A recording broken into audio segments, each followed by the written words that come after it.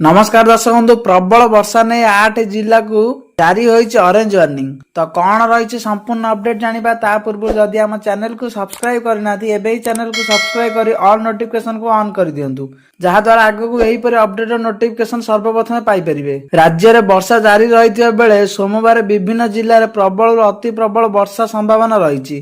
तेबे प्रबल और अति प्रबल वर्षा ने 8 जिला को जारी होइछि ऑरेंज वार्निंग। केन्दुझर, अनुगुल, देवगढ़, सुंदरगढ़, झारसुगुड़ा, संबलपुर, बरगढ़ और नुआपड़ा जिल्ला रे किछि स्थान रे बिजुली घड़घड़ी सह प्रबल वर्षा संभावना रहिछि। सेहीपरि बलांगीर, सोनपुर, बौद्ध, कंधमाल, कलाहांडी, नयागढ़, कटक और ढेंकानाल जिल्ला रे प्रबल वर्षा संभावना थिबा बेले उपरोक्त जिला गुडी को येलो सतर्क सूचना जारी करा जायछि। यह व्यतीत बालेश्वर, भद्रक, जाजपुर, केन्द्रापड़ा, जगतसिंहपुर और मयूरभंज रे मध्य वर्षा संभावना थिबा जଣା पड़िछि।